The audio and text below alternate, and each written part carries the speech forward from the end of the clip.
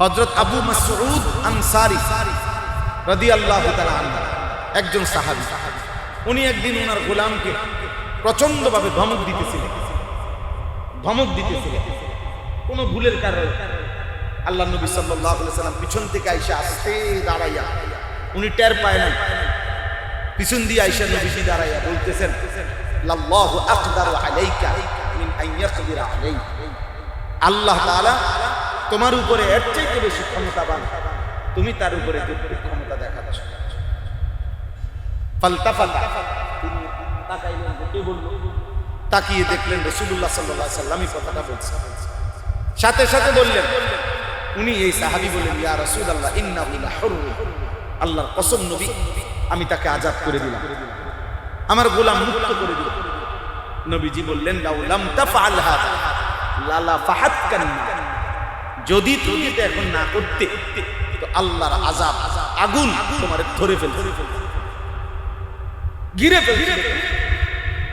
এই যে ইসলাম করে হযরত আনাস রাদিয়াল্লাহু তাআলা আনহু, আনাস ইবনে মালিক, আনাস রাদিয়াল্লাহু তাআলা, যে উনার বর্ণনা আছে, উনি উনার ভাইকে বেশি শরমায়, হায়া লজ্জা বেশি করে, এই জন্য বুঝাইতেছিলেন, ধমক সমক দিতেছিলেন, আরে বেটা এত শরমাইলে হবে না, এত লজ্জা পাইলে হবে। আল্লাহ নবী সাল্লাল্লাহু আলাইহি ওয়াসাল্লাম উনাকে ইসলাম করে দিয়েছেন, দাউহু, রাখো, কেন তাকে নিষেধ করছো? লজ্জা কম করতে বলছো কেন? রাখো তুমি। ফা ইন্নাল হায়া খায়রুন কুল্লু, শোনো, হায়া লজ্জাশীলতা পুরাটাই কল্যাণ, হায়া পুরাটাই কি কল্যাণই কল্যাণ। লা ইয়াতিল হায়া ইল্লা বিখাইরি, লজ্জা শুধুই কল্যাণই ডেকে, কল্যাণই ডেকে। বাকি বুঝা দরকার, ভীরুতা আর লজ্জার মধ্যে পার্থক্য আছে। একটা হলো কাপুরুষতা, আর একটা হলো কি লজ্জাশীলতা, এটার থেকে বুঝা উচিত। তো যাই হোক, আমি উদাহরণ দিলাম, মানে অনেকগুলো, যে কয়েকটা আমার এখন হঠাৎ মনে আসলো। তাহলে এই সবগুলো উদাহরণ হলো ইসলাম জরুরি, সন্তানের ইসলাম জরুরি, অভিভাবকের ইসলাম কি, অভিভাবকের ইসলাম। কোরআনুল কারীমের মধ্যে আছে, কোন বাবার বয়স যদি হয় 40 বছর, কোন বাবার বয়স যদি কি হয় 40 বছর পূর্ণ হয়, এবার এই 40 বছর বয়স্ক মানুষের একটি অন্যতম দায়িত্ব হলো আল্লাহর কাছে নিজের সন্তানাদির ইসলাহ কামনা, দোয়া। এটা একটা কোরআনের আয়াত, কোরআন শরীফের আয়াত। ওয়ালাম্মা বালাগা আশুদ্দাহু ওয়া বালাগা 40 সানা, যখন যৌবন পূর্ণ হলো এবং 40 পূর্ণ হলো, তখন একজন ঈমানদার কি দোয়া করবে? তো আল্লাহ তাআলা শিখাইছেন, দোয়া করবে সে, রব্বি আউজি'নি আন আশকুরা নি'মাতাকাল্লাতী আন'আমতা আলাইয়া ওয়া আলা ওয়ালিদাইয়া। আল্লাহ এই পর্যন্ত, এই হায়াত পর্যন্ত আপনি, আমি এবং আমার বাবা মার উপরে যত নিয়ামত দিয়েছেন, আমাকে সমস্ত নিয়ামতের শুকর আদায়ের তৌফিক দান করেন। এই হলো 1 নম্বর দোয়া।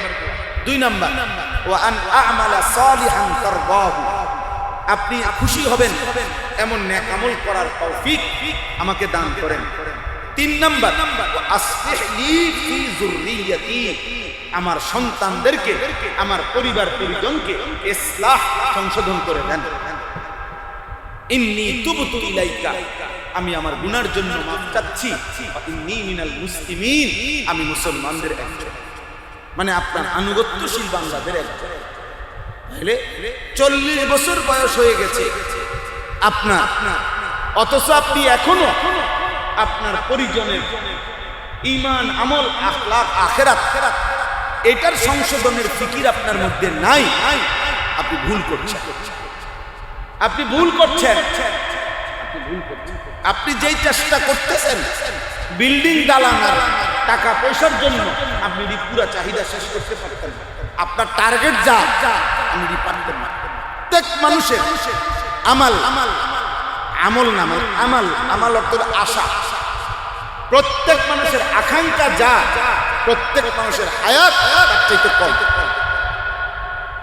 এটাকে সবার বেলা, পৃথিবীর সর্বোচ্চ ধনীর বেলায়ও তার আকাঙ্ক্ষা যা, পরিকল্পনা যা, তার ইচ্ছা যা, তার হায়াত তার চেয়ে। নবী সাল্লাল্লাহু আলাইহি সাল্লাম এটা আইকা দেখাইছে, আইকা এরকম 3টা আঁক দিছে, আঁক দিয়ে বলছে এখানে মানুষ, কলম নাই, এখানে মানুষ, এখানে তার আশা। মনে করে মাঝখানে নবী সাল্লাল্লাহু আলাইহি সাল্লাম আঁক দিয়ে বুঝাইছে, মাশাআল্লাহ। এরকম মনে করেন 3 না দিছে, 3টা আঁক দিছে, এই একটা, এই একটা, এই একটা, বুঝছেন? তো এখানে দাঁড়িয়ে আছে মানুষ, এই পর্যন্ত তার আশা, এটা তার মৃত্যু। এটা রাসূলুল্লাহ সাল্লাল্লাহু আলাইহি ওয়াসাল্লাম আইকা, নবীজির বহু হাদিস আছে যেখানে নবীজি মাটিতে আঁকছে, আঁকাআঁকি করছে, সিরাতে মুস্তাকিম বুঝাইতে গিয়া নবীজি মাটিতে আইকা আইকা দিছে, ডানে বামে ছোট ছোট রেখা টানছে, বলছে এগুলোতে যাইবা না, সিরাতে মুস্তাকিম সোজা রাস্তায়। হ্যাঁ, কবরের আযাবের কথা বলতে গিয়ে নবীজি মানে মাটিতে অনেকক্ষণ আঁকাআঁকি করছে, এরকম। তো এভাবে বুঝাইছে যে বান্দা এখানে আকাঙ্ক্ষা, আশা, আমাল এখানে, আর তার মৃত্যু কোথায়? অর্থাৎ প্রত্যেক মানুষ তার জীবনের যত আকাঙ্ক্ষা, এর কোনোটাই কেউই তার হায়াতে শেষ করতে পারে, থেকেই যাবে, থাইকেই যাবে। অতএব দুনিয়াবি আকাঙ্ক্ষা, পরিকল্পনা, প্ল্যান, প্রোগ্রাম, ইচ্ছা, স্বপ্ন, কল্পনা শেষ হবে, শেষ হবে। আপনি পারতেন না, আপনি পারতেন। আল্লাহর নবী সাল্লাল্লাহু আলাইহি সাল্লাম বলছেন বনি আদমের তৃপ্তি হবে না, তৃপ্তি হবে তখন কবরের মাটি মুখে ঢুকাবে। লা ইয়ামলা আফাহু ইল্লা তুরাব। বনি আদমের আকাঙ্ক্ষা মিটবে তখন যখন তার মুখে কি ভরবে? মাটি পুরাবে। অর্থাৎ তার কবরে যখন কি ফেলবে? মাটি ফেলবে। তারে যখন কবরে দাফন করবে, তার আগ পর্যন্ত, শেষ নিঃশ্বাস পর্যন্ত তার স্বপ্ন শেষ হবে দুনিয়া, এমন রাখবো। অতএব আপনি শুধু কেবল স্ত্রী সন্তানের দুনিয়াবি প্রয়োজনে যা যা দরকার আপনি এগুলো নিয়ে জীবনটা শেষ করবেন। পারতেন না, পারতেন না রে আপনারা অভিভাবক, যারা অভিভাবক তাদেরকে আগে বলুন, আপনারা পারতেন, শেষ করতে পারতেন। এটা রাবারের মতো, টান দিলে লম্বা হয়, ছেড়ে দিলে আবার ছোট হয়। দুনিয়ার চাহিদা, সকালের 10 আইটেমের তরকারি দুপুরে, কিন্তু খাওয়া শেষ হয়ে গেলে আবার নতুন ফিকির তৈরি। তার এই চাহিদা শেষ করবেন কেমন শেষ করবেন? অতএব আল্লাহ তাআলা কোরআন কারীমের মধ্যে এই জন্য বলছেন ওয়া'মুর আহলাকা বিস-সালাহ, তুমি তোমার পরিবারের সদস্যদেরকে নামাজের আদেশ করো। ওয়াসতাবির আলাইহা, তুমি নিজেও নামাজের উপরে মজবুত থাকো। লা নাসআলুকা রিজকা, আমি আল্লাহ তোমাদের কারো কাছে রিজিকের জন্য কারো সহযোগিতা চাই না। বাপ, পুত্র, মা, মেয়ে, কারো সহযোগিতা আমার লাগবে না রে বান্দা। নাহনু নারযুকুক, আমি একাই সকলকে রিজিক দেব। বাপ তোকেও রিজিক দেব, সন্তান তোকেও রিজিক দেব, সন্তান তোমাকেও দেব, বাপ তোমাকেও দেব। কথাটা আমি 2 ভাবে কইছি না, এটা 2 ভাবে কোরআন শরীফ আছে, এমনি কইছি। মানে একবার বললাম যে বাপ, আল্লাহ যেন বলছে বাপ তোকেও রিজিক দেব, পুত তোকেও রিজিক দেব। আরেকবার কি বললাম? পুত তোকেও রিজিক দেব, বাপ তোমাকেও রিজিক দেব। আল্লাহ এই কথাটা 2 বার বলছে। একবার বলছে নাহনু নারযুকুকুম ওয়া ইয়্যাকুম, আমি তোমাদেরকে রিজিক দেব, সন্তানদেরকেও রিজিক দেব। আরেকবার বলছে নাহনু নারযুকুহুম ওয়া ইয়্যাকুম, আমি সন্তানদেরকেও রিজিক দেব, তোমাদেরকেও রিজিক দেব। তোমার যেমনি কল্পনা হয়, নিজের নিয়ে যদি ভাবনা হয় তো যাও কথা দিলাম তোমার রিজিক দেব। জিফুতের লেগে যদি চিন্তা হয়, যাও কথা দিলাম অগরুর। তোমার যখন যার কথা, তোমার নিজের কথা মনে হলো আমার উপরে ছেড়ে দাও, তোমার সন্তানাদির কথা মনে হলো কার হাতে ছেড়ে দাও? আমার হাতে ছেড়ে দাও। মালিক কতটা সুন্দর করে বলল, আমি সবার বিষয়টা, তুমি নামাজের বিষয়টা। ওয়ালা তাকতুলু আওলাদাকুম খাশিয়াতা ইমলাক, অভাবের দারিদ্রতার ভয়ে সন্তানকে মেরে ফেলো, বরবাদ করে দিও না, ধ্বংস করে দিও। আরে কিসের নামাজ রোজা, এত আল্লাহ বিল্লাহ করে পারা যায়, পয়সা কামাই করা, টাকা রোজগার, টাকা দরকার। বর্তমান পৃথিবীতে চলতে হলে টাকা দরকার, আগের পৃথিবীতে চলতে হলে মাটি দরকার ছিল না। নূহ আলাইহিস সালামের জামানায় তো সবাই মাটি দিয়েই চলতো, ইব্রাহিম আলাইহিস সালামের জামানায় তো সবাই মাটি দিয়েই চলতো। তো সম্পদ দরকার ছিল না কোন যুগে?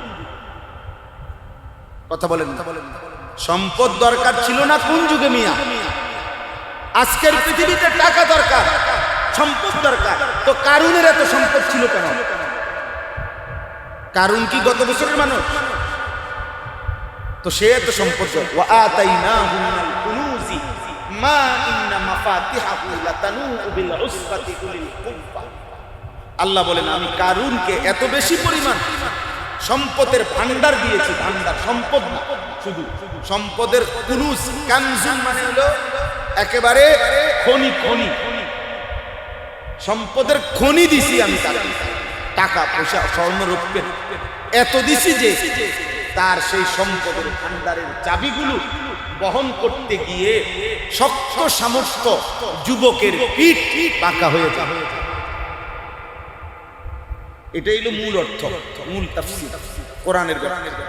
আর ওইটা হলো ইসরায়েলি রাওয়ায়াত, ইহুদিদের রাওয়ায়াত হলো 70টা উট লাগতো কারুনের চাবি বহন করতে। আর কোরআনের বর্ণনা হলো 70 জন যুবক, তাগড়া জওয়ান যুবক মানুষ, তাদের পিঠ বাঁকা হয়ে যাইত কারুনের চাবি বহন করতে। লাতানু বিল উসবাতি উলিল কুব্বা, এটা মানুষের সিফাত, উটের। যাই হোক, তো এটাই জন্য বললাম।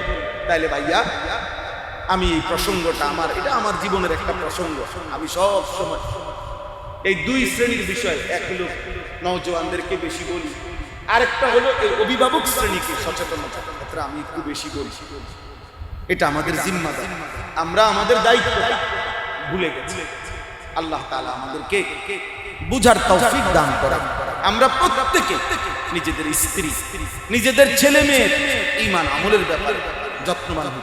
আপনার দায়িত্ব। আবারও বলি, আপনি হুজুরে যদি কোন মাদ্রাসায় যাওয়ার পরে ডিসির হুজুরের কাছে মানুষ হয়েছে না, এতে করে আপনি শুধু হুজুরের উপরে দায়ভার চাপাইয়া হাসরের ময়দান আপনি পিঠের থেকে বাচ্চা যাবে। জি না, এত বাদ দুধ দিয়া খায়, এত রং। এটা আমগো গ্রাম্য একটা কথা বললাম, বুঝছেন না মনে হয় কি বলছি? আমাদের দেশে কয় আর কি, কুমিল্লা, এত ভাত দুধ দিয়া খায়, মানে আগে তরকারি দিয়ে কিছু ভাত খাইতে হয়, দুধ দিয়ে ভাত খায় অল্প খায়। একজন মানুষের খিদা লাগলে সব দিয়ে ভাত করলে দুধ দিয়া খায়। এই যে কথা কয় আর কি, এত ভাত কি দিয়া খায়? দুধ দিয়া। আমনে দিছি হুজুরের, কই না হুজুরা তো কিছু করতে পারলো না। হুজুররা কিছু করতে পারুক বা না পারুক, জবাবদিহি করতে হবে, জবাবদিহি করতে হবে। আকুল্লুকুম মাসউলুন আন রাইয়্যা ফার রাজুলু রাইন আলা আহলি বাইতি। নবীজির স্পষ্ট, প্রত্যেক পুরুষ তার পরিবারের সদস্যদের ব্যাপারে জিম্মাদার। আহুয়া মাসউলুন আনহুম, প্রত্যেক পুরুষ তার পরিবারের সদস্যদের ব্যাপারে খোদার কসম আল্লাহ তাআলা নবীজি বলেন মাসউল, কিয়ামতের দিন আল্লাহর নিকট জিজ্ঞাসিত হবে, তাকে জবাবদিহি করতে হবে। অতএব হুজুরের দেখাই দিছিলাম হুজুর, আল্লাহ এক মাদ্রাসা দিছিলাম, হুজুররা তার ফিটটা শেষ করে দিছে, কিচ্ছু হইছে না, এগুলো বললে হবে। আখিরাতে আপনি হিসাব দিবেন, ছেলে আপনি, মেয়ে আপনি, স্ত্রী আপনি, আপনার জিম্মা, আমার জিম্মা। এজন্য নিয়ম তো ছিল, একজন মুসলমান বিবাহের সাথে সাথে তার স্ত্রীর প্রথম দিন থেকে তাকে নজরদারি রাখা, খেয়াল রাখা যে আমি এটা শুধু আমার বিবি না, এই স্ত্রী না, শুধু আমার উপভোগের সামগ্রী না, এ আমার শুধু রাত কাটানোর সঙ্গী না, এ আমার আগামী প্রজন্ম, তার মাধ্যমে আমার বংশধারা, আমার বংশ, আমার ফ্যামিলি, এটা আমার আগামীর বংশধারা। এর দ্বারা আমার আগামী কিয়ামত পর্যন্ত একটি সিলসিলা নতুন চালু হবে, একটি বংশধারা তৈরি হবে। অতএব আমার স্ত্রী এবং আমার অনাগত সন্তানের ঈমান আমল নিরাপত্তার জন্য যথোপযুক্ত ইসলামের দিক নির্দেশনা কি এটা জানা বুঝা শিখা হাতে কলমে এটা আমাদের উচিত। স্ত্রীর ব্যাপারে আপনার জিম্মাদারিটা, সন্তানের ব্যাপারে আপনার জিম্মাদারিটা। রাসূলুল্লাহ সাল্লাল্লাহু আলাইহি সাল্লাম নয়তো কেন বললেন যে তুমি দিন বিবাহের ক্ষেত্রে মানুষ নারীর চারটা জিনিস দেখে। নবীজি বলছে কেউ তার চেহারা দেখে সৌন্দর্য, কেউ তার সম্পদ দেখে, কেউ তার বংশ দেখে, কেউ তার দ্বীন দেখে। নবীজি বললেন হে আমার ঈমানদার উম্মত, তোমাকে বললাম ফাজফার বিযাতিদ দ্বীন, তুমি দ্বীনকে প্রাধান্য দিও। তারিবাত ইয়াদা, যদি দ্বীনকে প্রাধান্য না দাও আল্লাহ যেন তোমার বেইজ্জতি করে। নবী বলে গেছেন তারিবাত ইয়াদা, তোমার হাত ধুলোয় দূষিত হোক, আল্লাহ যেন তোমাকে অপমান করে, অপমানিত হবে। তুমি দ্বীনকে প্রাধান্য দিলা। তাহলে কেন? কারণ এই স্ত্রী শুধু উপভোগের সামগ্রী হলে দ্বীনের কি দরকার, ঈমান ইসলামের কি দরকার? না রাতে না কাটানো মাকসাদ। কথা বোঝেন নাই? কিন্তু না, এটা শুধু স্ত্রী, এটা শুধু স্ত্রী না, এর দ্বারা আমার প্রজন্ম, এর দ্বারা আমার জেনারেশন, এর দ্বারা আমার বংশ। স্ত্রীর দিনদারির উপরে প্রচন্ড ভাবে সন্তানের উপরে আসর এটা প্রভাব বিস্তার। আমাদের এটা দায়িত্ব, আমাদের এটা জিম্মাদারি। ইসলাম একদিন খেয়াল করছে, বিবাহের আগে খেয়াল করছে স্ত্রী নির্বাচন। স্বামী স্ত্রীর মিলিত হওয়ার আগে বলছে দোয়া করে নাও, আল্লাহুম্মা জান্নিবিনা শাইতানা ওয়া জান্নিবিশ শাইতানা মা রাযাকতানা। স্বামী স্ত্রীর মিলিত হওয়ার সময় এটা কেন শেখায়? যে এটা শুধুমাত্র মিলিত হওয়া নয়, বরং দোয়া করে নাও আল্লাহ আমাদের দুইজন, আমরা স্বামী স্ত্রীকে শয়তানের হাত থেকে বাঁচান, আর আমাদেরকে যদি কোনো আপনি সন্তান দান করেন তাকেও আপনি শয়তানের হাত থেকে। ইসলাম এখানে পর্যন্ত খেয়াল। তাহলে ঈমান, আমল, আখলাক।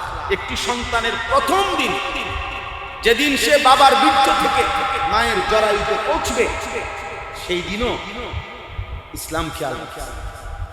যেদিন এই সন্তান জন্ম ধারণ করার জন্য নারী নির্বাচিত হবে, স্ত্রী নির্বাচিত হবে, সেটাও খেয়াল।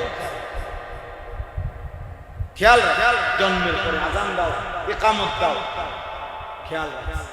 7 দিনের দিন মাথার চুল মুন্ডন করো, তাকে কোনো আল্লাহওয়ালা মুখ থেকে তাহনিক করাও, তার আকিকা করো, তার একটা সুন্দর নাম রাখো। ইসলাম খেয়াল।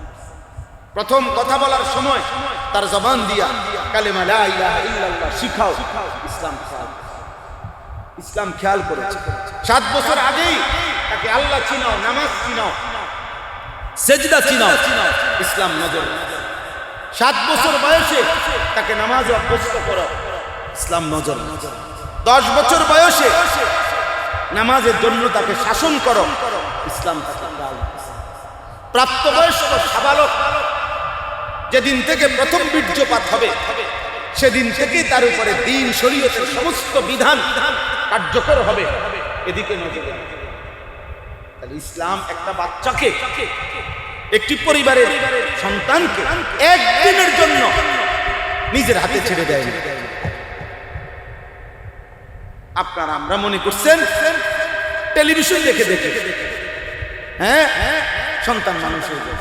ও স্কুলের স্যারে, স্কুলের ম্যাডামে আপনার সন্তানকে সোনার মানুষ, আলোকিত মানুষ, উত্তম মানুষ বানায় দিবে, আর আমনে ঘোড়ার ঘাস কাটবেন। আমনে বসে বসে ঘোড়ার ঘাস কাটবেন। আপনি দিয়ে দিছেন ওনার কাছে, ওনারে বলে দিছেন ওরে মানুষ বানায় দেয়। উনি ওনারে মানুষ যাই বানাইছে না বানাইছে উপার্জন শিখায় দিছে। এভাবে এভাবে পড়লে এটা শিখলে রেজাল্ট ভালো হবে, ধীরে ধীরে তুমি একটা সম্মানজনক ভালো চাকরি পাবে, আশা করি 20-50-1 লাখ টাকা বেতন হবে, সামাজিকভাবে একটা ভালো স্ট্যাটাস হবে, একটু ভালো ফ্যামিলিতে বিয়ে করতে পারবে, আস্তে আস্তে বেতন বাড়লে একটা বাড়ি করতে পারবা, একটা গাড়ি কিনতে পারবা, সমাজে সুন্দরভাবে একটি মান সম্মান নিয়ে টাকা পয়সা নিয়ে চলতে পারবে। আল্লাহ কোথায়? আখিরাত কোথায়? আখিরাত কোথায়? 16 বছর যে বাচ্চাটারে পড়াইলেন, 16 বছরে না আপনি ভাবলেন, না ছেলে মেয়ে ভাবলো, না প্রতিষ্ঠানের শিক্ষক শিক্ষিকারা ভাবলো যে মুসলমানের বাচ্চা সেই ক্লাস 1 থেকে নিয়ে মাস্টার্স পর্যন্ত 16 বছরের ভিতরে এক দিন 8 ঘন্টা করে পড়ালেখা করছে, ন্যূনতম 10 ঘন্টা পড়ালেখা করছে প্রতিদিন। যতদিন সে পড়লো, 16 বছর যাবত যেই বাচ্চাটা প্রতিদিন 8 ঘন্টা করে পড়লো, 10 ঘন্টা করে পড়লো, তাকে তার মালিকের কালাম, যার দেওয়া চোখ, যার দেওয়া জিহ্বা, যার দেওয়া কান, যার দেওয়া কলিজা, যার দেওয়া দিমাগ, যার দেওয়া ব্রেন, তাকে সেই মালিকের কোরআন একটা দিন আধা ঘন্টা করে 16 বছর তারে শিখাইয়া আল্লাহ কোরআনটা সহি শুদ্ধ করে একটা পৃষ্ঠা পড়তে পারে না। ব্যর্থ তুই বাপ, ব্যর্থ তোর সন্তান। তোমার জীবনও ফালতু, তোমার সন্তানের জীবনও ফালতু। তুমিও টাকার লোভী, তোমার সন্তানও টাকার লোভী। দুইটা এক বুঝে বুঝছো, পয়সা দরকার, পয়সা ভাত খাইবা, ভাত খাইবা না ফরমা। মুসলমানের বাপ হয়ে বুঝলেন না কেন যে আমার বাচ্চা কোরআন শিখবে? কি ঘটনা? কি হ্যাঁ, কি ঘটনাটা? কি চাঁদের দেশের থেকে ফেরেশতাই এনে আমাদের ভিতরে কোরআন শরীফ শিখাই। বিষয়টা কি? আপনার স্কুল পড়াইতে আমরা নিষেধ করি না, কিন্তু আপনার কলিজার থেকে এটা সরাই দিল কেন? আপনার দিমাগ থেকে এটা সরাই দিল কোন দুশ্মন? আপনার কেন মনে পড়লো না ওই স্যারের কথা? বাদ ওনার তো নির্দিষ্ট চাকরি, আপনার তো সন্তান। কথা বলেন, আমি ওনার তো চাকরি, ওনার তো বেতন, আপনি ওনারে দোষারোপ করবেন। আপনি কি করছেন? ক্লাস 1 থেকে এসএসসি ও একের এমনি গুনে 1 2 3 4 5 6 7 8 9 10, ইন্টার 2 বছর, অনার্স 4 বছর, এরপরে বাদ দেন না মাস্টার্স, অনার্স 4th ইয়ার পর্যন্ত ধরেন না 16 বছর। 16 বছরের সময় 16 বছর পড়ালেখা করার পরেও আল্লাহর কোরআনের একটা পৃষ্ঠা শুদ্ধ করতে পারবে না মুসলমানের বাচ্চা। ওরে এমন মালিক ভুলাই দিলেন কেমন? ওরে এমন রব ভুলাই দিলেন কেমন? কুল হুয়াল্লাযী আনশাআকুম ওয়া জাআলা লাকুমুস সামআ ওয়াল আবসারা ওয়াল আফইদা কালিলাম মা তাশকুরুন। আল্লাহ বলে, বন্ধু আপনি বলেন, আমি আল্লাহই তোমাদেরকে সৃষ্টি করেছি। শুধু সৃষ্টি করি নাই বান্দা, ওয়াজালা লাকুমুস সামা ওয়াল আবসারা ওয়াল আফইদা। সারা জিন্দেগি তুমি যত জ্ঞান অর্জন করো, যত কিছু উপার্জন অর্জন করো, তার মধ্যে মৌলিক 3টা জিনিস সবচেয়ে গুরুত্বপূর্ণ তোমার যাবতীয় অর্জনের পিছনে। একটা হলো কান, শুনে শুনে, আরেকটা হলো চোখ, দেখে দেখে, আরেকটা হলো অন্তর, ভেবে ভেবে। কত কিছু শুনলা, কত কিছু দেখলা, কত কিছু অন্তরে ভাবলা, জামাইলা, আত্মস্থ করলা। আল্লাহ বলেন, এই কান বলো, চোখ বলো, অন্তর, সবটা তো আমি দিলাম। কে দিলেন? বলেন না বাপ। কালিলাম মা তাশকুরুন।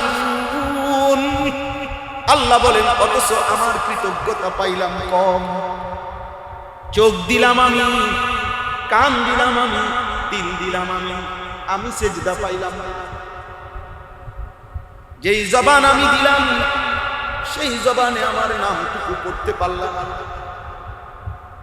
যেই চোখ আমি দিলাম, সেই চোখ আমার দেওয়া চোখে আমি কোনো কৃতজ্ঞতা পাইলাম না, আমি কোনো ধন্যবাদ পাইলাম না।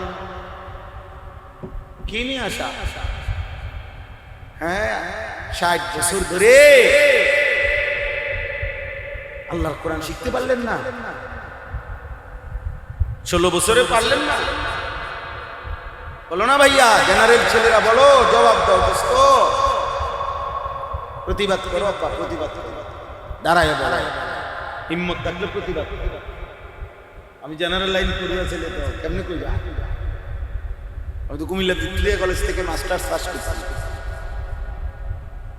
সায়েন্স বিজ্ঞান বিভাগ থেকে এসএসসি পাস করছি, দাখিল 1998 সালে। সারা বাংলাদেশে ফার্স্ট হয়েছে আলহামদুলিল্লাহ, 1 নম্বর। অতএব এমনি বললাম, আমার খুব বিয়ে করা এই জন্য এমনি বললাম। আল্লাহ বললেন কেন? আল্লাহ বললেন আমাদের হারদুই হযরত রাহমাতুল্লাহ আলাইহি, মুহিউস সুন্নাহ হযরত মাওলানা শাহ আবরারুল হক রাহমাতুল্লাহ আলাইহি, জগৎ বিখ্যাত বুজুর্গ ছিল, পৃথিবী বিখ্যাত মানুষ ছিল, হিন্দুস্তানের। হযরত একবার বাংলাদেশ সফরে আসছিলেন, তো হযরতের একজন প্রখ্যাত খলিফা ছিলেন বাংলাদেশে, বহুত বড় বুজুর্গ বাংলাদেশে ছিলেন, যিনি একজন জেনারেল শিক্ষিত মানুষ ছিলেন, আমাদের পরম শ্রদ্ধেয় হযরত প্রফেসর হামিদুর রহমান রাহমাতুল্লাহ আলাইহি, প্রফেসর হযরত যাকে আমরা বলতাম। অল্প কিছুদিন হয় হযরত ইন্তেকাল করছেন। বুয়েটের প্রকৌশল ইউনিভার্সিটির বড় মাপের ইঞ্জিনিয়ার ছিলেন, প্রকৌশলী ছিলেন, বাংলাদেশের প্রথম সারির জেনারেল শিক্ষিতদের অন্যতম একজন ব্যক্তি তিনি প্রফেসর হামিদুর রহমান রাহমাতুল্লাহ আলাইহি। এই উনি হযরতের খলিফা। তো এই শাহ আবরারুল হক রাহমাতুল্লাহ আলাইহি একদিন এরকম হযরতের সহ প্রফেসরদের, জেনারেল শিক্ষিত অনেক বড় বড় ডাক্তার প্রফেসর ওনার সাথে এক জায়গায় আসছেন, বাংলাদেশে এক বিল্ডিং এর 10 তলায় উপরে উঠবে ওনার সাথে। তখন এই জেনারেল শিক্ষিত বড় বড় উচ্চ শিক্ষিত ব্যক্তিরা, আর সাথে এই হযরত মানে শাহ আবরারুল হক রাহমাতুল্লাহ আলাইহি। তো লিফটের কাছাকাছি গিয়া, লিফটে উঠতে হবে না 10 তলায়, তো লিফটের কাছাকাছি গিয়ে হযরত এই ইচ্ছা করে ওনাদের সবার সামনে হযরত নিজে নিজে বলতেছেন, ভাই লেফট কাহা, লেফট কোন দিকে, লেফট কোথায়? তো প্রফেসর হামিদুর রহমান, যিনি হযরতের প্রধান মুরিদ, উনি ওই বাকি জেনারেল শিক্ষকদের সামনে একদম লজ্জিত হয়ে গেছে ভিতরে ভিতরে। ইন্না লিল্লাহ, হযরত এই সাধারণ শব্দটা, এটা তো লিফট, বুঝেন নাই? হযরত বলল লেফট, এই ইন্না লিল্লাহ, লজ্জা। তো তাড়াতাড়ি উনি সব বড় বড় উচ্চ শিক্ষিত ওনাদের সামনে হযরত কানে কানে হযরতকে বলছেন, হযরত লেফট नहीं, লিফট, মানে এটা তো লিফট শব্দটা, লেফট। হযরত লিফট খুঁজতেছেন, ভাই লিফট কোন দিকে? এই তখন মুহিউস সুন্নাহ হযরত মাওলানা শাহ আবরারুল হক রাহমাতুল্লাহ আলাইহি বলছে, ভাই मैं ये कह रहा है, আমি তো যুগ যুগ ধরে এই কথাটাই বলতে চাচ্ছিলাম যে লিফট এই শব্দটি যদি লেফট বললে লিফটকে যথোপযুক্তভাবে না বুঝায়, এটা ভুল উচ্চারণ হয়, কোরআনুল কারীম ভুল উচ্চারণ করলে তা আল্লাহ তাআলার কালাম কিভাবে হয়, আর তোমাদের বন্দেগী কিভাবে হয়?